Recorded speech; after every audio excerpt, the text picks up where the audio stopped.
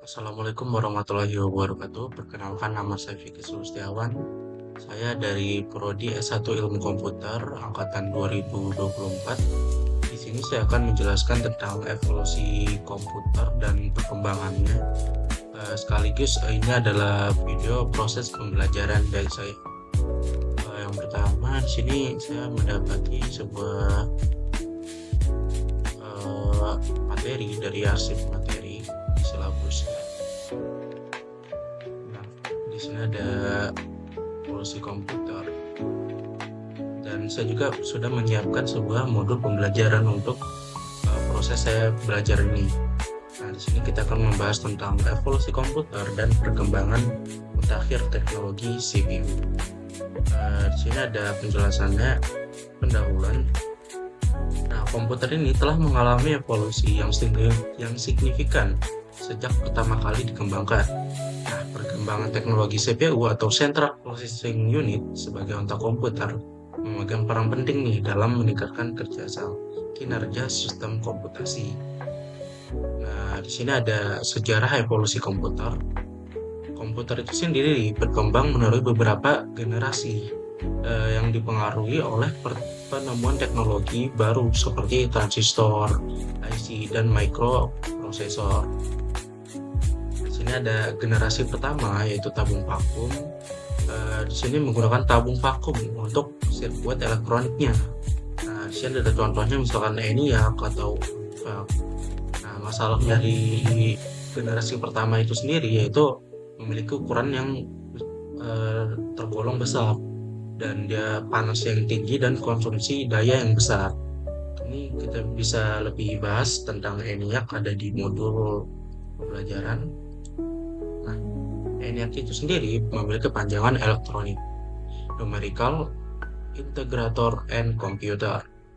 Nah, ini dibuat pada tahun 1943. Nah, selesai dibuat ya pada tahun 1946. Tetapi terlambat untuk digunakan dalam Perang Dunia Kedua.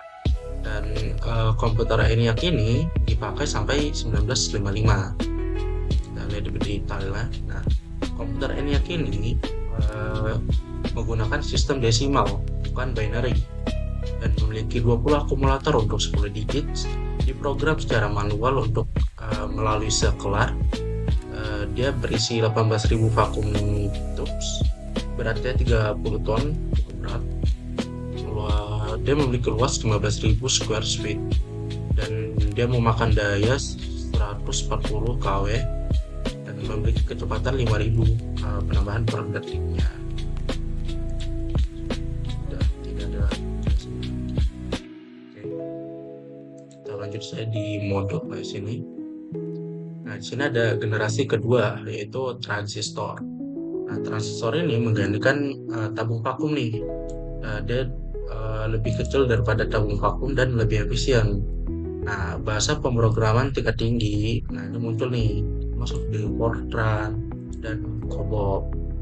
Nah, ini ada contohnya IBM 1401 dan BDP 1. Mungkin bisa dijelasin di modul ada tuh. Nah,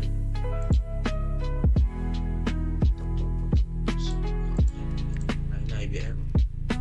Ini pabrik peralatan Panzer Card. Pada tahun 1953 IBM, komputer pertama IBM start program komputer untuk keperluan aplikasi saintifik. Nah, pada tahun 1955 muncul nih IBM 702 untuk aplikasi bisnis. Nah, ini merupakan awal dari seri 700 atau 1000 yang membuat IBM menjadi pabrik komputer yang dominan. Ada transistor. Nah, transistor ini menggantikan tubes yang tadi. Dia itu lebih kecil, lebih murah, dissipasi panas sedikit panas. Merupakan komponen solid state, dibuat dari silikon atau sand.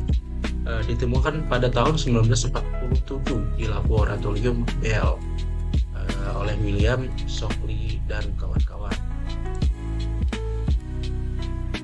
Komputer berbasis transistor mesin generasi kedua dan hasilnya memasukkan small transistor mesin yang berat 2000 deh membuat itu.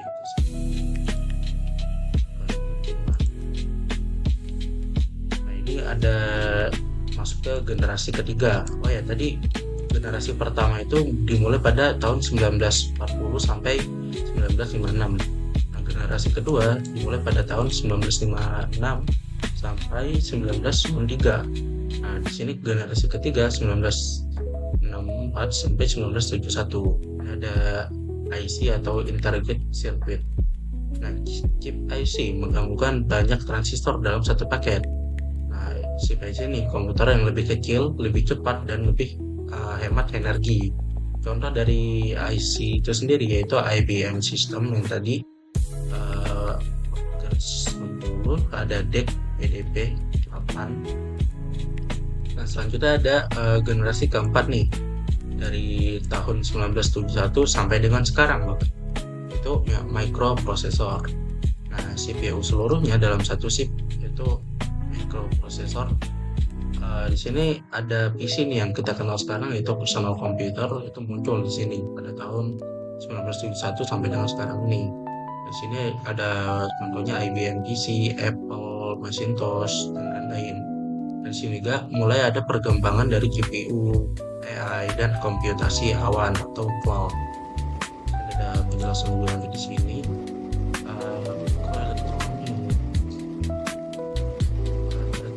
Secara harfiah berarti elektronika kecil. Sebuah komputer dibuat dari gerbang logika atau gate, sel memori, dan terkoneksi. Sejumlah gate tadi dikemas dalam satu keping mesin komputer.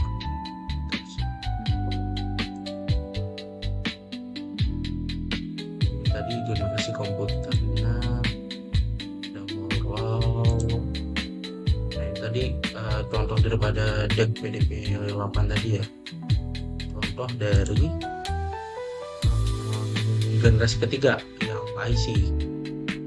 Kalau kita bahas saja nih, DEC PDP ini ditemukan pada tahun 1964. Mini komputer pertama tidak mengharuskan berulangan ber-AC.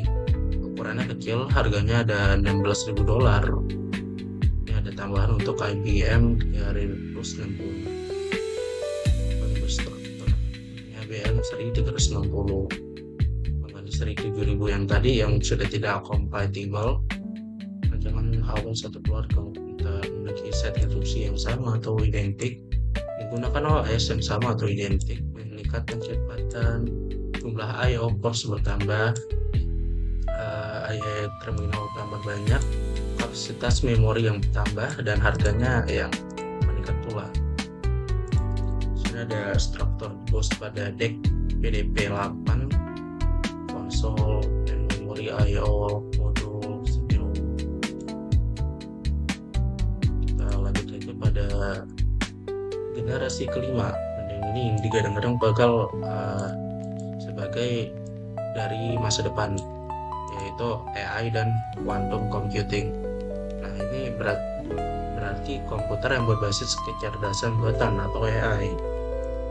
Sekarang sudah ada seharusnya komputer kuantum menggunakan qubit untuk pemrosesan eksponensial. Di sini ada materi ketiga, perkembangan CPU dari masa ke masa. Nah, CPU ini berevolusi dari chip sederhana menjadi prosesor multi-core atau yang canggih.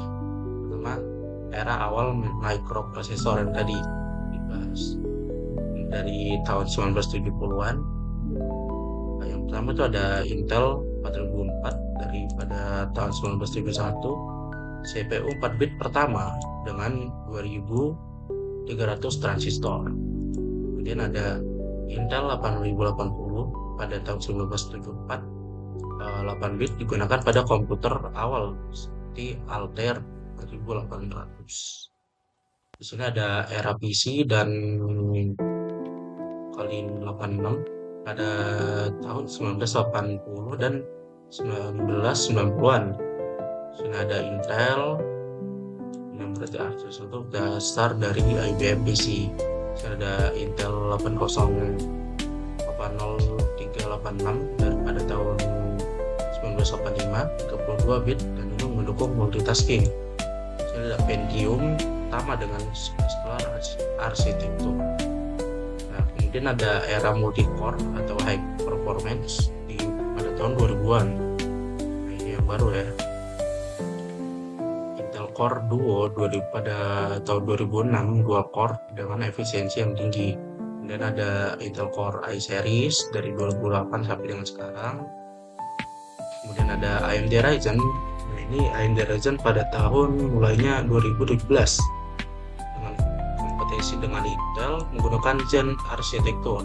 Nah, di era modern atau di era yang sekarang pada 2020-an sampai dengan sekarang seharusnya di sini muncul nih ada Apple M1, M1 atau M2 pada tahun 2020 sampai 2023. Nah, kemudian muncul nih ada Intel Alder Lake dan Raptor Lake. Kemudian ada muncul AMD Ryzen 7000 series. Di sini ada teknologi mutakhir dalam CPU. Nah, yang pertama proses manufaktur. Di sini ada DPM, transistor lebih kecil dan efisiensi tinggi. Di sini ada arsitektur hybrid, peningkatan efisiensi.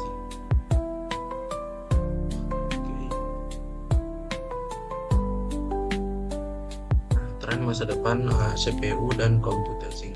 Nah, komputasi kuantum, CPU kuantum seperti IBM Key, Google sering menggunakan qubit dan chipset dan 3D stacking, AMD 3D Flash, Intel Purpose. Sini ada neuromorphing computing, CPU meniru otak manusia. Contohnya Intel Loihi, dan ada juga optical computing di mana transmisi data menggunakan cahaya bukan elektron. Ada terakhir ya kesimpulan. Nah, CPU sendiri telah berevolusi dari transistor tunggal hingga chip multi-core yang lebih canggih, dan kemudian teknologi mutakhir seperti 3nm, hybrid arsitektur, dan AI itu mempercepat inovasi. Dan di masa depan komputasi akan didominasi oleh kuantum, neuromorphic, dan efisiensi yang tinggi. Dan ini adalah referensi daripada modul yang sudah saya siapkan ini. Ada dari Intel Architecture Manual, AMD Zen Roadmaps, TMC Teknologi Roadmap, dan Journal of Quantum Computing. Dan ya mungkin itu tadi adalah video proses belajar dari saya tentang evolusi komputer dan perkembangan terakhir teknologi CPU. Sekian dari saya, terima kasih. Wassalamualaikum warahmatullahi wabarakatuh.